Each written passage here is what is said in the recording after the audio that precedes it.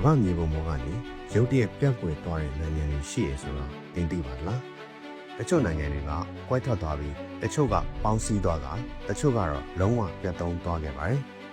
သင်တစ်ခါမှမကြားဘူးတဲ့အဲ့ဒီနိုင်ငံတွေကြောင့်နည်းနည်းလေ့လာကြည့်ကြရအောင်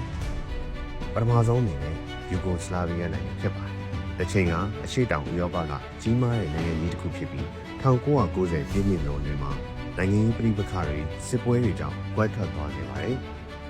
ဒီနေ့အချိန်မှာတော့ဆာဗီးယားခရိုအေးရှားဘော့စနီးယားနဲ့စလိုဗေးနီးယားလိုနိုင်ငံတွေဖြစ်တည်ရှိနေပါတယ်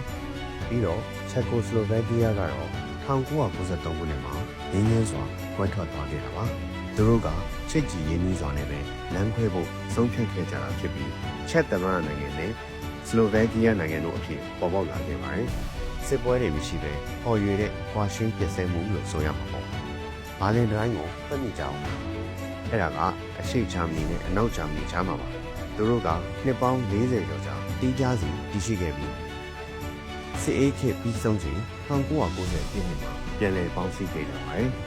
။တစ်ချိန်ကတိဘက်ဟာလွတ်လပ်တဲ့နိုင်ငံတစ်ခုဖြစ်ခဲ့တာကိုလူတော်တော်များများသိနေကြပါတယ်။1952ခုနှစ်မှာတရုတ်နိုင်ငံရဲ့အစိပ်ပိုင်းတစ်ခုဖြစ်လာခဲ့ပြီးသူ့ရဲ့ထူးခြားတဲ့ယဉ်ကျေးမှုနဲ့ကိုယ်ပိုင်လက္ခဏာကတော့ယနေ့ထိတိုင်ရှိနေစဉ်ပါစိတ်ကင်းဟာတစ်ချိန်ကပြည်မုံရမှာပြီးရှိတဲ့တင်းငယ်အရင်နိုင်ငံတစ်ခုဖြစ်ခဲ့ပါ